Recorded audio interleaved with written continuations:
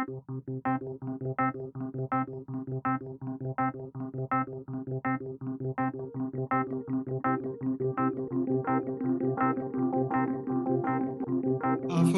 Dr. Manoj, thank you for readily accepting to do the interview. The audience, of course, does not need any introduction about you. You have worn many caps in your career. You started off as a student of fisheries science, then moved to the role of an advisor to farmers. You're a successful farmer yourself. To show that domestic marketing and domestic consumption should be the focus, you also became a restaurateur through Zingalala. And I've had the privilege of listening to many of your talks, and your focus has always been on farmer profitability. At a time when Vanamai was picking up, you were advising the farmers to not to forget to use best management practices. And before the issue of low profitability cropped up, you asked farmers to farm Vanamai the Black Tiger way and to focus on reducing the costs in the farm. You have also been at the forefront of technology adoption and at the same time stating that not all methods can be adopted in the Indian context. You've traveled extensively and have spoken exhaustively on why farmers should treat aquaculture as a business. Thank you once again for being here in spite of not feeling well. Thank you so much, Dr. Manoj. And now let's actually go to the pertinent questions. The first one is, because you're a farmer, you would like to talk in the farmer's perspective. The first one is, shrimp farming is a stressful activity for any farmer. If there are any losses at the farm level, a governing body might worry about not meeting their targets, like MPD and others, while an input supplier might worry about reduced profitability. But a farmer worries about losing money. So there is a disparity on how it affects each group. Can you take us through what a farmer is going through today, briefly? I just recently came from Ecuador. I was not feeling well, going through severe throat infection. But after going your questions and the importance, the need of the hour, what's going on in Andhra Pradesh and pan across India, especially the crisis on shrimp farming. So I'm going to respond to you my perspective as a farmer, because though I have spent almost 30 years in this industry, but the industry is very huge. We have 4 components of this: export, feed mill, healthcare products, hatcheries, and farming. So my capacity, my authority, or my experience is more towards farming. So I'm also requesting audience to take my answers purely from the farmer's perspective, and my answer should not offend anybody. So that is my personal appeal. So as you said, yes, I'll start saying that, the law of democracy, when people say of the people and by the people and for the people. So whatever I understood aquaculture in last 30 years, so I feel that farmer survival is of ultimate, because aquaculture industry is by the farmer, of the farmer, and for the farmer, something like that. Say, I can say that, because everything depends upon farmer. But sometimes what happened now in our fast growth of this industry, the importance has been mostly given to the exporters, followed by the feed millers and hatcheries, and the farmers are into X numbers. So the importance was always given very less to this segment. But with my experience, I realized that this is the most important segment, and this is the most fundamental platform that for farmers, hatcheries are for farmers, the feed millers are the farmers, the exporters are for the farmers, and all business depends upon farmer. If farmer is the most important link, and imagine if farmer doesn't make money, it's almost like he's going to die. He's going to dealing from the chain. And then it becomes very, very difficult for the industry and the entire value chain to survive. So it is not only the duty of the farmer to be successful and to survive in the game, but it is also equal responsibility of the exporters, the feed millers, the hatcheries, and not the least, the thousands and thousands of technicians, those who are linked between farmer and all this value chain. their importance, their role is very important to make the farmer successful and sustainable. That is the we say backbone of the entire value chain. So farmers survive, the industry survives. That is always been, I'm advocating that. So farmer success is like, cannot be. It's the prime importance, cannot be neglected. And it is the biggest responsibility aquaculture chain has that. Now, Dr. Manoj, let's take a global perspective and let's come internal, and then we'll go to the most critical part, that is the farmer, one step at a time, so that we get your entire overview of what's happening. So, with regards to the global perspective, what are the current external factors that are influencing a farmer profitability in India, shrimp farmers mostly? See, sure. The global factors we could see now. Earlier, we could define the world as before BC and AD era. Now, since COVID, the world will decide like pre-COVID era and post-COVID era. See, pre-COVID, everything was so fantastic in aquaculture industry, especially shrimp farming. India was the #1 exporters and everything. Suddenly, COVID means global recession hit, followed by the Ukraine war. And now you could see the recession is global and very severe. At least by visiting these next 2-3 countries post-COVID, I could see at least there is an impact of 25 to 30%, even on the price of bread and butter. So it has going to give effect on all things. You could see the sea freight has gone up to 400 times. So all that thing has passed on to farmer. And you see the global impact versus the internal impact. If you see in India, because of the sea freight prices, all the raw material and logistic has become costly. Soybean prices has gone up to 250 times. I think 250% more. You could see the shrimp feed prices has gone up by 27%. You could see the diesel prices gone up by almost 28 to 32% different parts. So all that has impacted on farming. Surprisingly, all prices have increased except the shrimp price. Now the cost of production has gone up by 30%, and surprisingly, the shrimp price, farm gate price has reduced by 30 to 35%.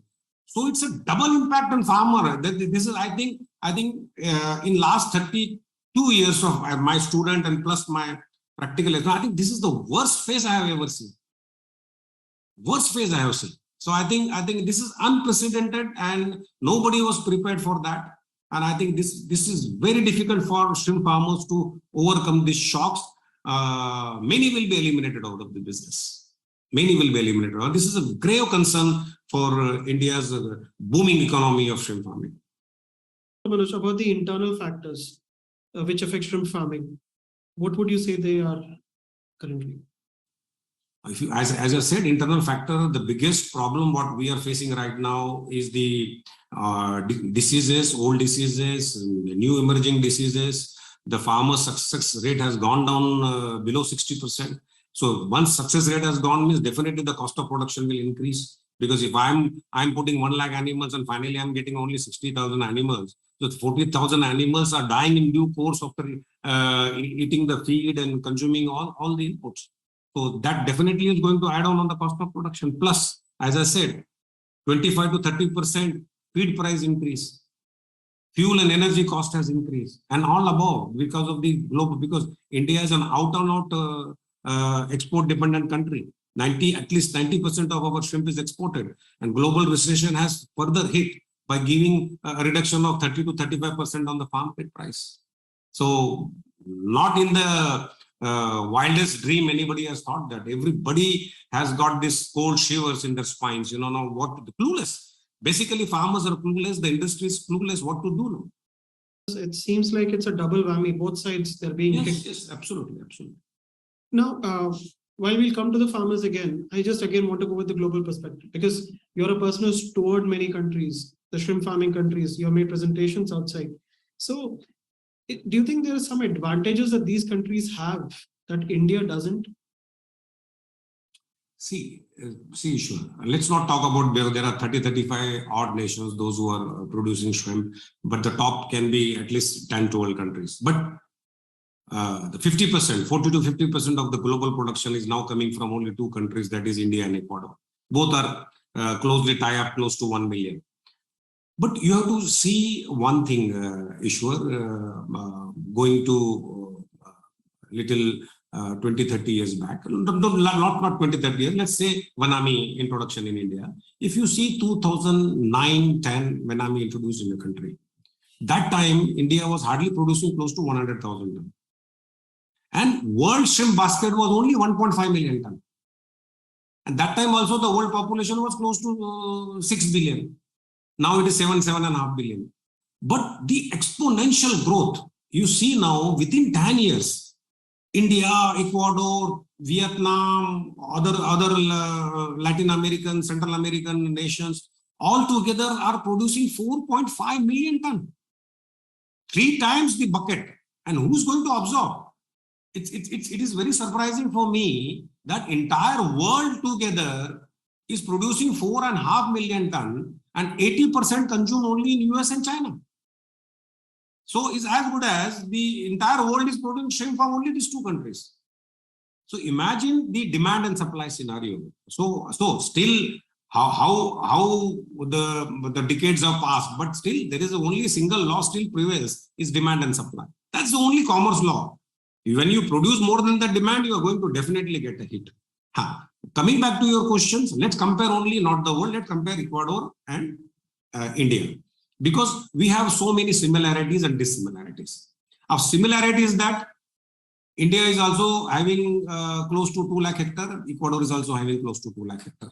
India is producing 1 million ton, they are also producing 1 million ton. But now I will tell you the peculiarity and difference. India is having at least 60-70,000 farmers divided by 1.5 lakh. So per hectare, we have only 3 to 4 hectares per individual land holding capacity.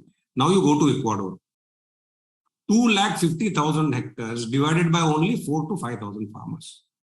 Their smallest farmer is less than 100 hectares, not less than 100 hectares.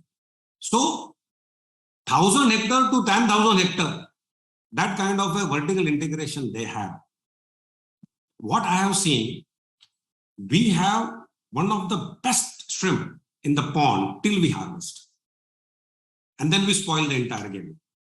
In Ecuador, they have a good quality, average quality shrimp, but their post-harvest handling is fantastic. And when the international buyer comes to India and goes to Ecuador, and the wow factor we don't have. And they go and see that farms are harvested, 10, 50 hectares of farms are harvested. And right now they are ice chilled there and taken to their processing plant right in front of their eyes, the certification, the impact. So that is the difference, I think somewhere we are not able to impress the global shrimp giants with our food safety and quality. And that is the only factor which is separating us from Ecuador. Otherwise, quality, let me again repeat, we have one of the fantastic quality shrimp, still it is in the pond.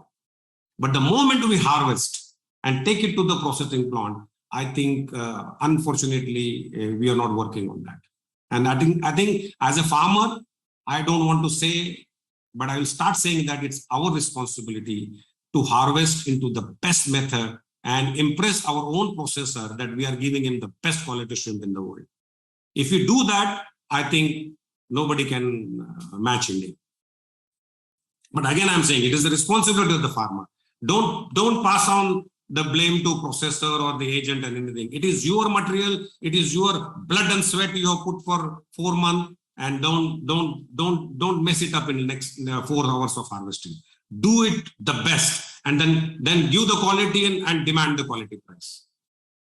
For the next part, for example, India, both Vanama and Black Tiger. Black Tiger is again saw resurgence and there was farming that came in. So what is the current status of Black Tiger farming in India, according to you? Ishwar, this Black Tiger is a very close to my heart, and it's very emotional, because I started my career by doing monodon farming. It's my first baby, my first child. I have lot of love for monodon.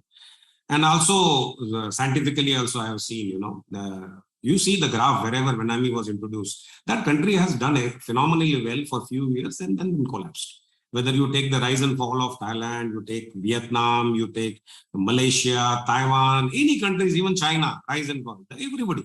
So India, thanks to the government machineries or the regulatory bodies, or even the top professional people, those who are given a fantastic guideline. Especially, I want to mention that we should not stop more than 60 trees. That's the fantastic guideline, and which has saved us at least for this 10 years.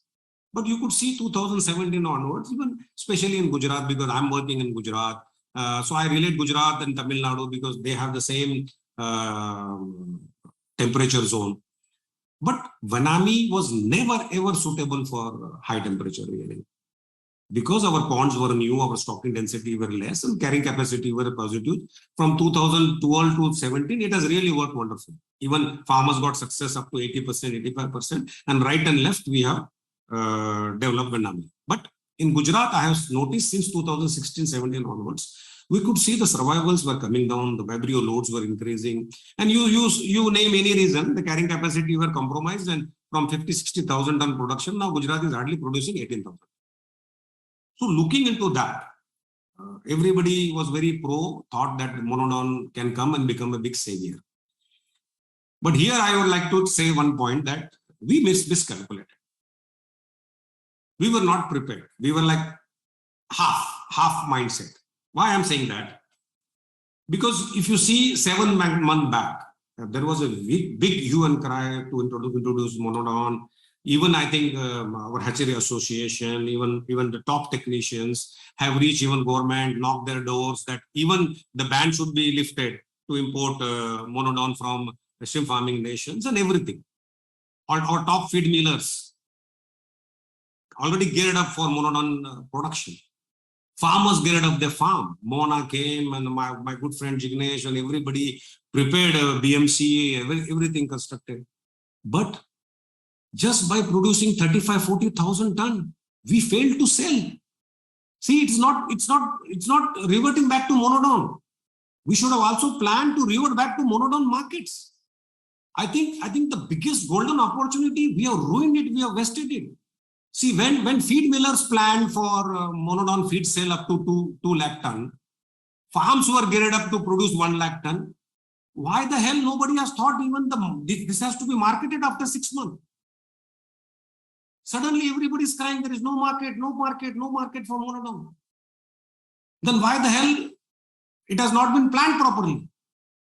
So this is somewhere, this is the lack of coordination. See, that's what I'm saying. When we say that farmers, feed millers, processors, hatchery, feed millers, we are all the one component of aquaculture. Then why we are sitting opposite to each other? Why we are not talking to each other? Why always processor and a farmer is sitting on opposite party position, always blaming each other? I think that is going to really create a big problem. See, today there was a situation in pre-Diwali. Farmers were ready to throw monodon on the roads. There was nobody to pick it up. So don't you think this is a lack of planning? When you are geared up to produce seed, you are asking government to lift the ban and import more good stock, because there you could see a potential of monodon market in India. And what a misery. We have failed to market even 35,000 tons. And now you want to blame farmers for that? This is not acceptable, But here also again, let me clear. I don't want to blame to anybody. I don't want to blame any government agency. I don't want to blame. I think we should blame that we lack unity. Because that's where I'm saying, you asked me a question, why Ecuador is doing so much good? Because they are all one. Farmers are one, feed millers are one, processors are one, their marketing as one, their association is one. They are paying hefty fees to association to promote their national product. And we are severely lacking that. We see, though industry our is one, but we are separate sitting and we are facing east, west, north direction. We are not facing towards each other.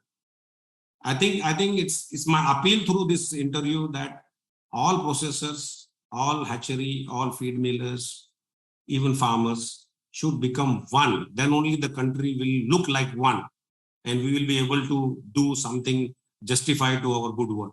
Because for me, aquaculture is like, I don't see it as a business, Ishwar. Last 30 years, I see is that India has a 1.35 billion population. 70% people are agriculture dependent. And aquaculture is what a blessing to create employment and food for the masses. And that's where I take it as a vision mode. And I'm very emotional about my shrimp farming work and development. And that's what I feel very, very bad that we are disrespecting our own good growth. And I think lack of unity is the biggest disease today. Forget about white spot or EHP or EMS. I think the lack of unity among the stakeholders in our industry is becoming a biggest disease, and it's really damaging the entire industry. So I appeal that we should be one in crisis. And also I've seen many people in private make the same comment saying that there should be a group, there should be an association. And last time you also mentioned at SAP and other meetings saying that let's start an association. I'll start one thing and others can also join in. Let's do something together. But somehow there is lackluster appeal from all participants to come and join in into such an activity where everyone can do something together. Yes, sir. It's not like that, Ishwar. We didn't do that. See, when farmers were really bleeding money in 2006, 7, 8, monodon was not picking up. There was a lack of broodstock, lack of all this thing. So we became one, and we fought very seriously to bring in Vanami. But I think, sorry to say, but I think since 2011 onwards, each and everybody were very busy making money. You know, all segments, all including farmers, everybody was making huge money, and everybody was happy that nothing is going to happen.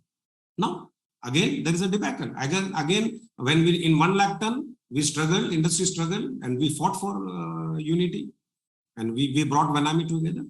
Now again, the industry of 1 million ton is struggling. There is a severe crisis hovering on each and every segment. It's not only the farmer, even feed millers are facing huge issues. So the processors and so the hatchery operators. Everybody has see. One thing I would like to say here. You asked a very good question. We were very busy in backward integration. For example, me.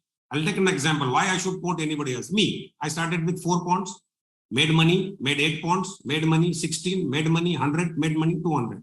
So it was everything backward. I said, okay, let's have one hatchery so I can save my money. Let's have a corporate feed dealership and I can save the money. Let's import probiotics so I can save the money. So everything was backward.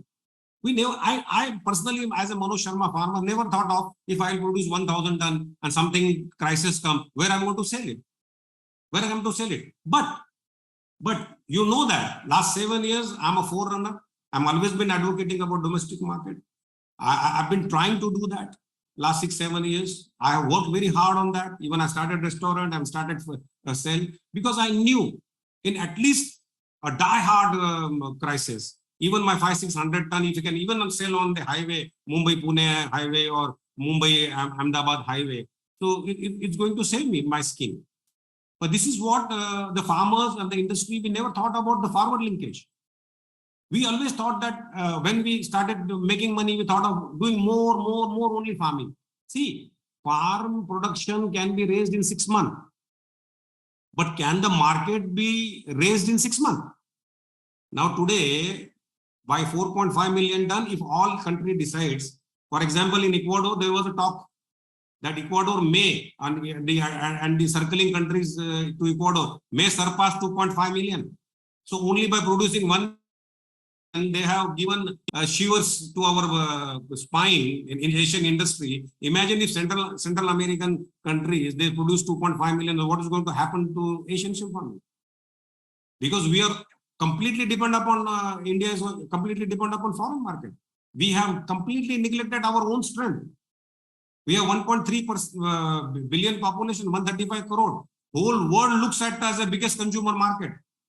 And we are selling our own good shrimps to the world. We should focus on our domestic market. I now understand what you mean by a farmer should be a businessman rather than a farmer. Of course. Now, Now again, coming to the positives, like what is the advantages? Because we talked about the advantages other nations have over India and other things. Now let's talk about the advantages that India has as a shrimp producing nation or a shrimp consumer or such. Can you please throw some light over there? See, before COVID, everything was very smooth. Each and every kg what we were producing was globally exported. And we were very complacent with that, and we were completely dependent upon exports. So what has really rattled the business is the COVID and post-COVID effects. Now we are looking at what to do now. We are already producing 1 million ton, and what to do. See, we are producing 1 million ton with 60% survival. If you improve our farm survival, we might produce 1.5 million. And what the potential resources we have brackish water, we are hardly done with 15%. If you utilize another 20% more, we might even cross 2 million ton. We can be the largest producer in the world. But only producing more is going to make us profitable. Sometimes overproduction is killing us, killing our profits. And the biggest strength today I see, Ishwar, is that when I get very pissed off when somebody says that, we are not prepared for domestic market, or we don't have cold chains, or we don't have logistic, we don't have infrastructure. Please give me one answer. We are the world's largest producer of milk. Semi-cold chain, maybe even 0 temperature or 1 degree temperature, 2 temperature. It is supplied in the cold chain only. Ice creams are supplied in the cold chain only to Kashmir, to Kanyakumari or Andhra. Forget about that. As per the Department of Fisheries figure, as per the NFDB figures, they say that India produced 15 million tons of freshwater fish, which is how much? 150 lakh tons. And how much shrimp we produce? 10 lakh tons. So this fish, Anand, from ages, last 40 years, from Andhra to Agartala, to Kashmir to Kanyakumari, is supplied only with ice and chilled in layers. So why cannot shrimp be supplied? Why cannot? If imagine 50% of our own shrimp production is consumed locally, what kind of a support is going to give, what kind of an encouragement is going to give to our national shrimp farmers? See, Thailand is successful because 50% is consumed in their own country. Take the great example of China. They themselves, they produce few million tons of freshwater fishes and crabs and crustaceans. Then still they import 1.5 to 2 million tons of shrimp to cater to their own domestic market. See the strength of Japan. See the strength of Indonesia. I'm very worried about India and Ecuador. See, it's a nonsense thing. India still we have 135 crore people. Ecuador, 1.6 crore people and producing 1.2 million tons. Imagine if something happens to the nation, even they cannot do anything about it. So it's a one-way kind of thing, and one-way direction is very, very harmful to the industry. I think when you said that Pradhan Mantri Matsya Sampada Yojana in 70 years independent India, thanks to Honorable Prime Minister Modi ji, has given such a big stimulus of 20,050 crore. But I'm sorry to say, the people, those who are advisory or those who are given suggestions for the Pradhan Mantri Matsya Sampada Yojana, they have even failed to mark a 10, 20 or 50 crore rupees for the domestic promotion. When you said, and you started by saying that the government has set up a very high targets. See, the motive of Pradhan Mantri is to double the production, double the farmer income, double the exports. Do you think in this crisis we are going to achieve? We are going to go minus. It's a 45,000 crore industry is on stake, Ishwar, and we are not even dedicating a 100 crore or 500 crore package for the domestic market. Even we are not getting at least giving a try, a 100% honest try. See, many told me, as a farmer, let me tell you, many laughed at me. Oh, welcome to the rat race. Many have burned their money in domestic market. But I studied very carefully. Unfortunately, I started with a great thing. You came for the inauguration, and 4 months I have to shut down the restaurant because of the lockdown. But I hold the food. I fought for it. Now I'm very proud. I'm expanding. I'm going triple the carpet because Friday, Saturday, Sunday, I'm getting phone calls. I'm getting complaints. There is a 2 hour waiting for the clients. So I feel very proud. If I can achieve that, why not other farmers can do that?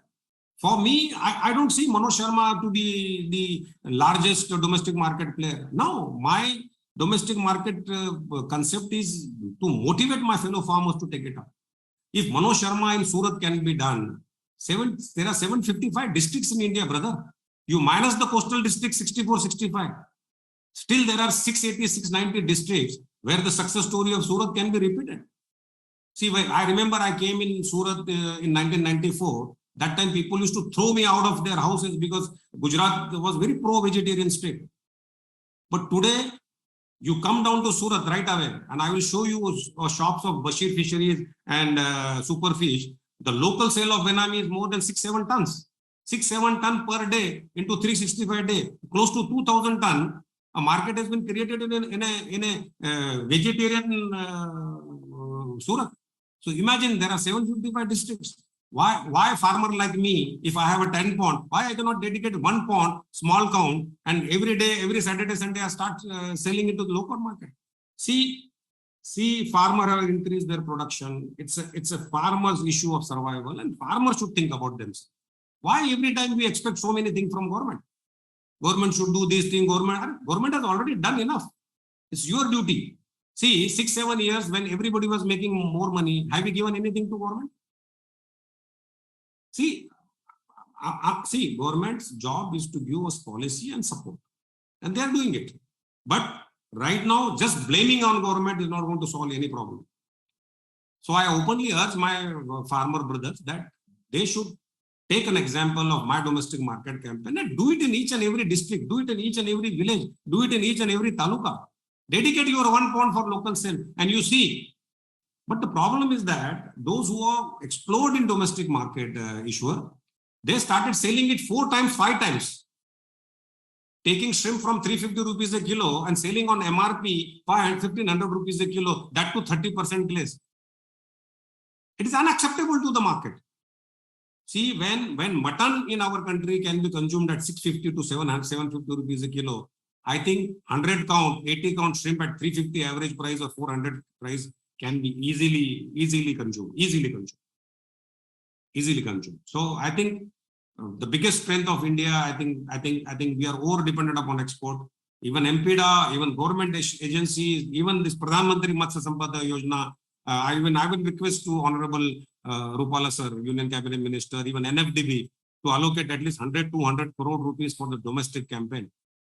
But I'm very see, we have 2 biggest religion in our country, that is cricket and film industry. Rope in few good stars like Sachin Tendulkar or anybody who is a non-vegetarian, and let's campaign it. I think the big change is going to come. My bet is on domestic market.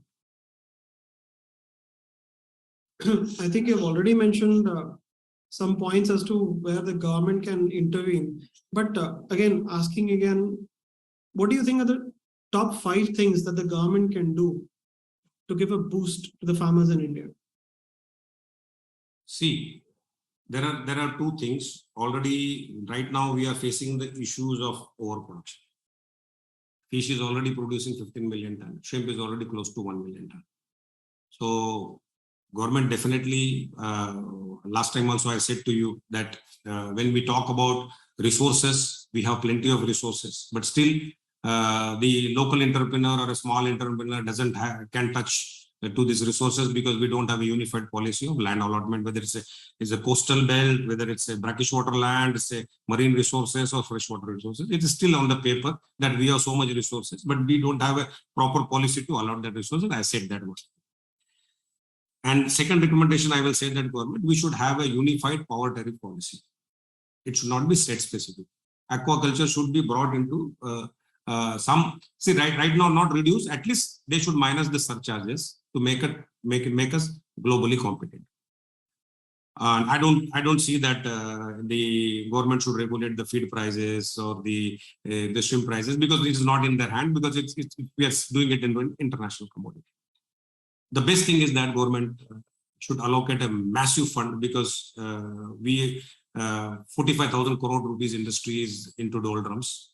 It is giving employment to more than 5 crore people population. So I think government can really take up initiative about like National Egg Coordinating Committee or Amul, like do the advertisement, or Sunday Hoya Monday Rose Khai Ande kind of thing. Because I definitely see that there is a great potential for domestic market. That is what government should, NFDB should, even MPEDA should do a massive campaign to promote things. These 4 or 5 things, even I earnestly request the government to definitely look into this.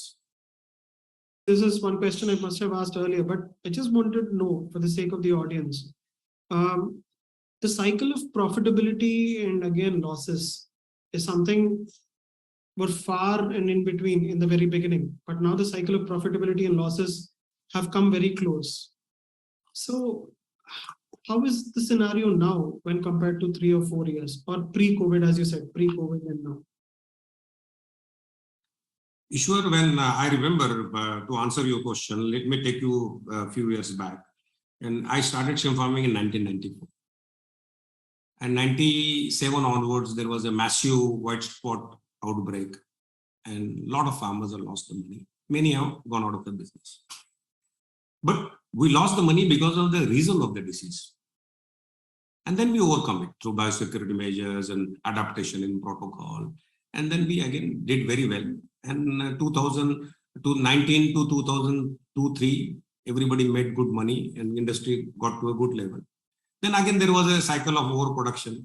In 2003, again, I have seen this vicious circle of high, then demand, supply changes. And this is used to cyclic happen every 3, 4 years, 4 years, 5 years. But we have never seen this kind of unprecedented situation, because that time the issues were cropping, disease, production, losses. That was all internal. But there was always a market. Whatever used to produce, there was always a market. We lost these cycles because of some production issues. But now we are facing a problem of global issues, the demand and supply issues, the issues of overproduction. These are different. This cannot be compared with the regular cycle of high profit and low profit and losses. Again, the production used to go up and back correction, and again price increase. But this time it is completely opposite. These are the issues of overproduction. So I would appeal farmers, like India right now, the question is that as a farmer, what should we do next? How to tackle this issue? My first appeal to farmers is that forget about the industry. Your survival is of paramount importance, because you are the bread earner of your family. For example, for me, Ishwar, the entire world is first my family, then my farm, then my laborers, then my staff. So this is my world. I should take care first of my world, then think about anything else. So I should first gear up, plan everything to run my business, my shrimp farming profitably. So right now, don't look into the crisis of Ecuador.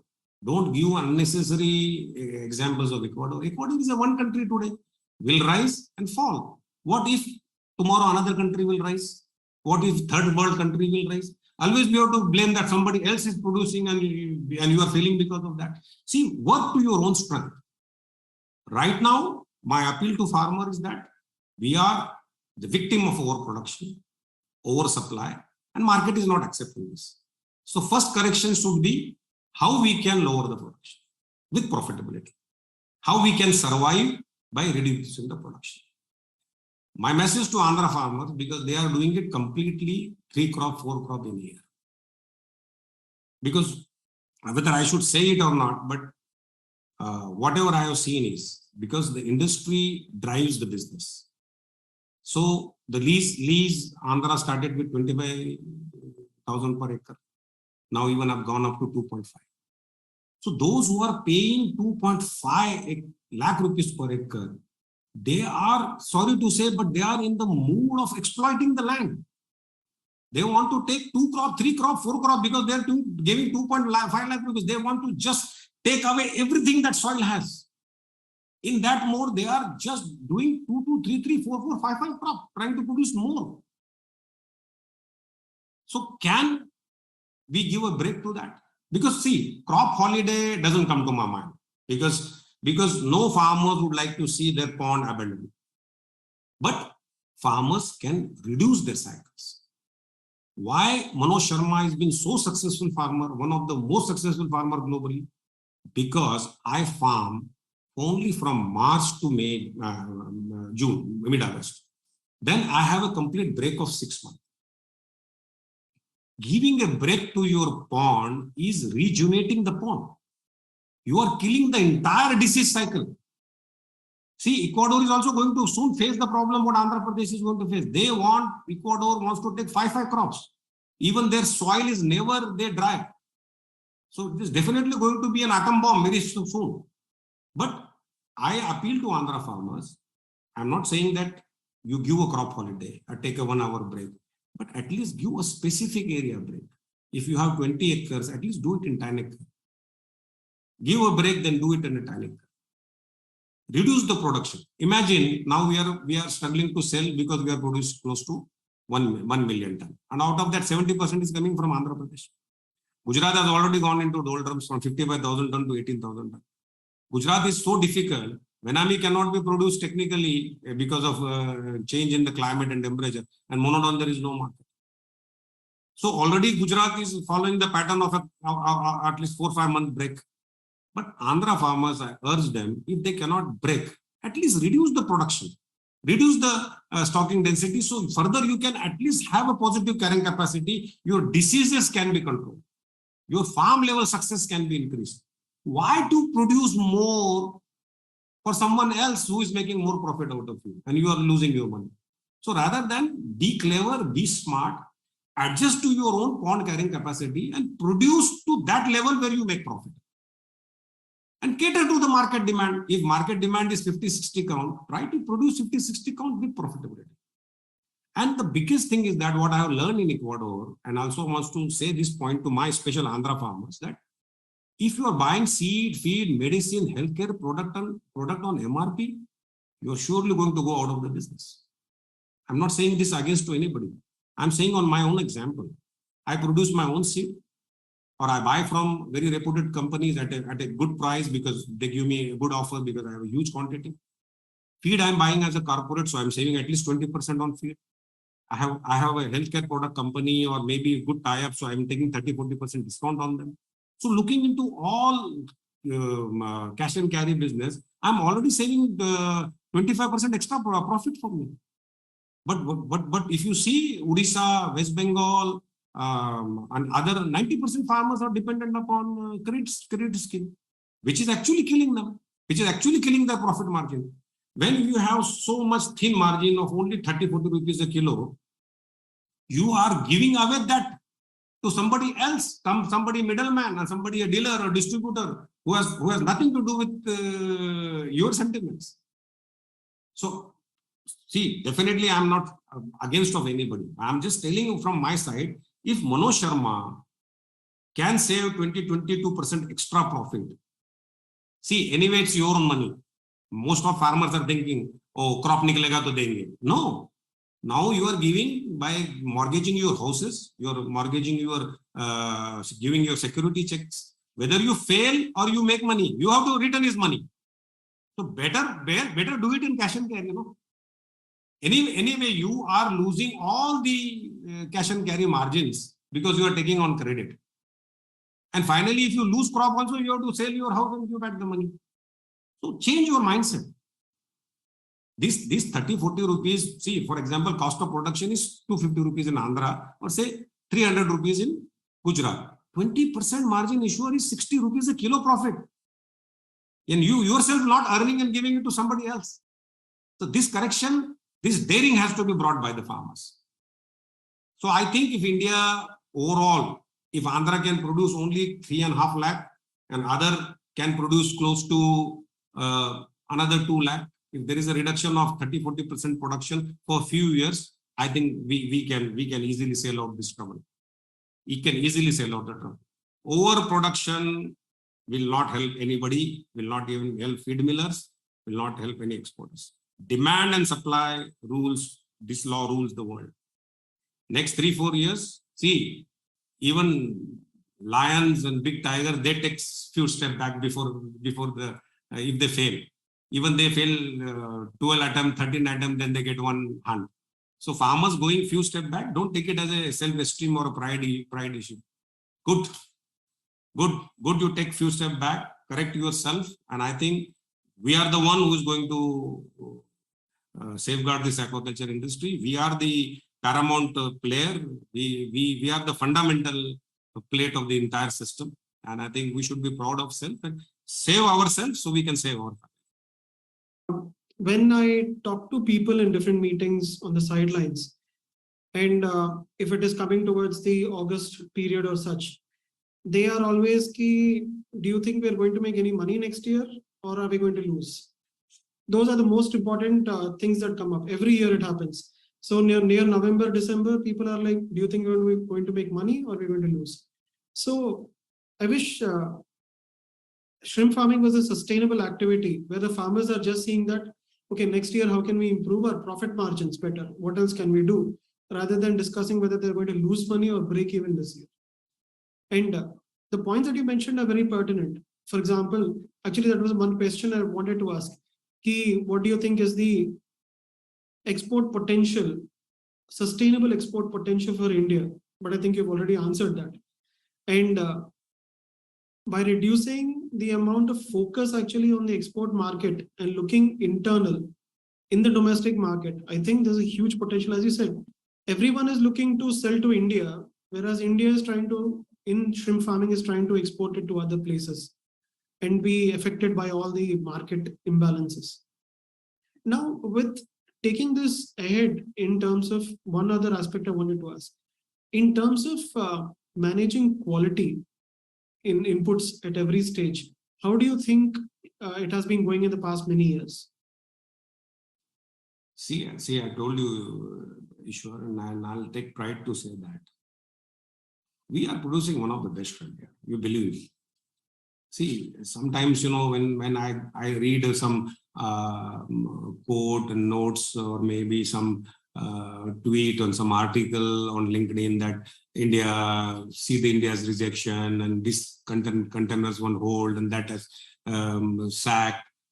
See the percentage. If you see the percentage, it's hardly negligible, But I don't think some agencies, some people are there to malign our name, But as far as I've been traveling to most of the shrimp farming nations, almost each and every nation, and I feel very happy to see our quality of shrimps in the pond. We are one of the best quality shrimps we have. But let's see. I'm a farmer, and I have every right to criticize my own fellow farmers that we are in a hosh-posh hurry. 4 months of such a good divine work, noble work, and we mess it up in 4 hours. So if we improve our harvesting style pattern at what the exporter wanted, I think we can win the race. Our product can be the most premium product in the world. There's no doubt about it. So quality, there was never an issue. But the thing is that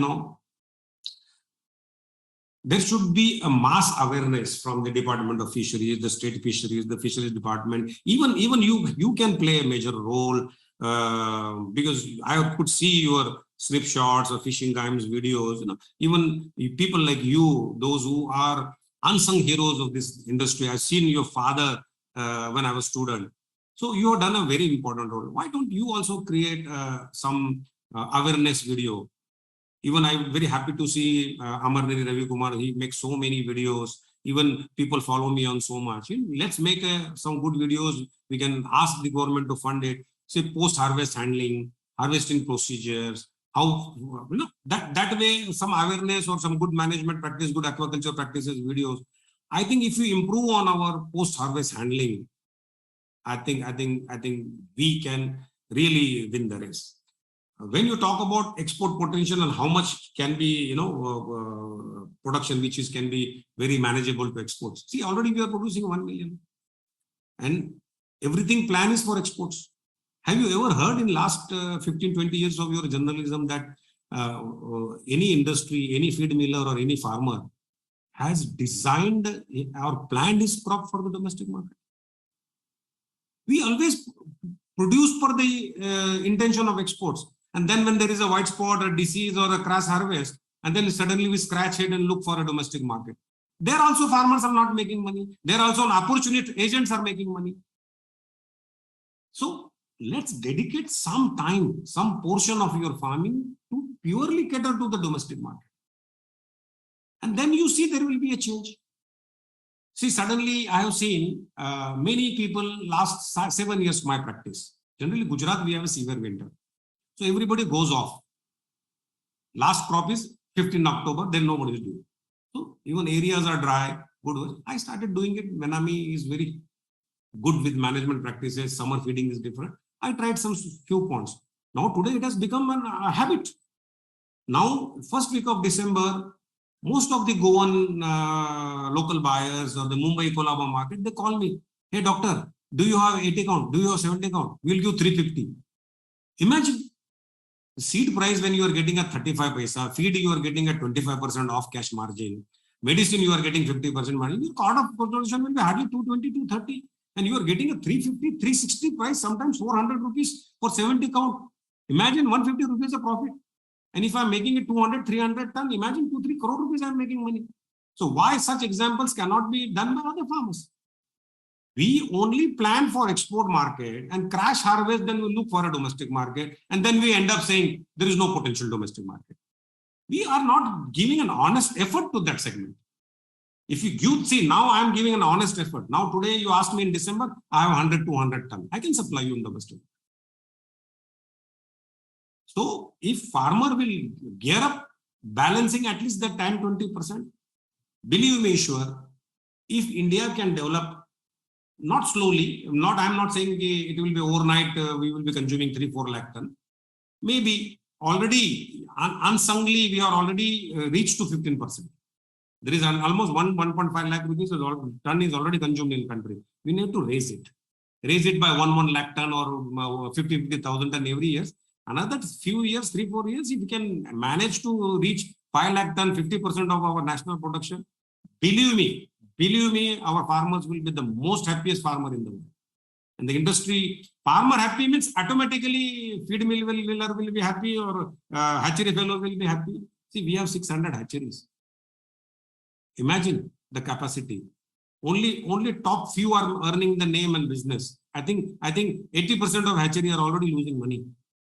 We talk about feed mill. We have 40 odd feed mill, but only top 2 companies are doing 60-70% business. What imagine the fate of these companies? If domestic market will develop, all these small hatcheries, those who are running out of their business, all these small feed miller, those who are running out of business, will be in a good positive mode. Think of that. They will get a better chance to flourish in the market. So as you say, it is that a farmer should be a businessman. You have been saying this many times. Of course. Don't only target a seasonal crop, and if it doesn't sell, then you hold your head and cry. Become smart. You need to become smart. What is sellable, you should produce. Become selfish. It is good for the interest of the farmer. Don't think about the national game or the targets of this country or target of that. See, farmers survive, automatically the industry survives. So I'm urging and appealing my fellow farmers, be selfish, think of yourself. If you earn, automatically the industry will. Yes. I mean, it's always good to talk to you because you're always straightforward and you're not worried about the repercussions because you're telling the truth. And on that note, Dr. Manoj, I mean, in spite of not feeling well, you have taken your time. It's my duty. All of this, explained all of these things to us. Thank you so much. And it's my duty, Anand, and I feel very emotional about it. And I'm thankful to God that, He has put me into this aquaculture world where my small work has changed, the game changer, become game changer to create a livelihood to few lakh people in Gujarat. So I see that, aquaculture has a huge opportunity to help mankind to produce food and profit for all. And I wish this should continue for ages and years and centuries, serving the man. Now, if anything can be done for this, I'll be the happiest person to do. I see aquaculture, shrimp farming is blessing to my life. Thank you so much for giving me this wonderful chance to interact my fellow farmers of India and give them a message from my heart. Thank you so much.